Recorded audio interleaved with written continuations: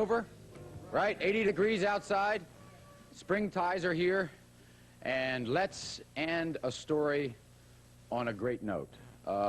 Dr. Alan Miller, come on up here. Why don't you just go up there and sit down. If anyone has seen the show we did earlier this week, it was on suicides.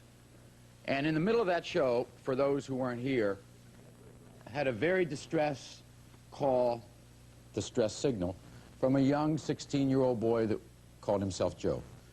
And what had happened was that this young man was saying in the next 2 days he was ready to take his life with an overdose of pills.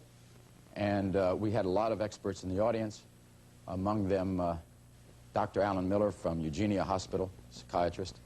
And Dr. Miller and others began to help him. And as the discussion went on, we kind of felt here that the best thing that Joe needed at that point was some private conversation. Dr. Miller went and talked to Joe privately, and as we said yesterday, set up an appointment. And what better person to finish the story than Dr. Miller, who's here today. Go ahead. Yes, well, I think things are working out well. In fact, I know Joe is watching today. I was able to contact him by phone, and the most important thing was that I was able to get him to agree that it was a must that his parents be involved in this. You know, in situations like this, the family is the most important resource.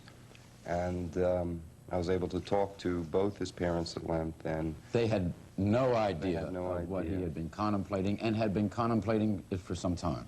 Yeah, he was thinking of this for almost 2 weeks before the airing of the show on Wednesday. And was very fearful about his parents ever finding out. That's true. That's true. And, you know, I think it's important to say that, you know, often people don't know how to go to the proper resource, and this show served as a vehicle for that.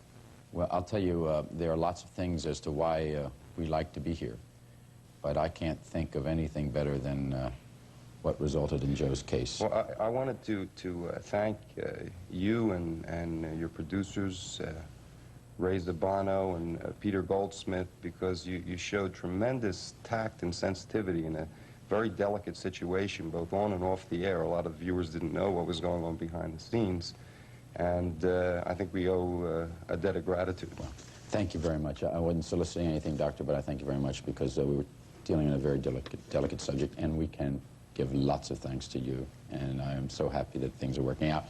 And that's the end of the story of Joe. Right?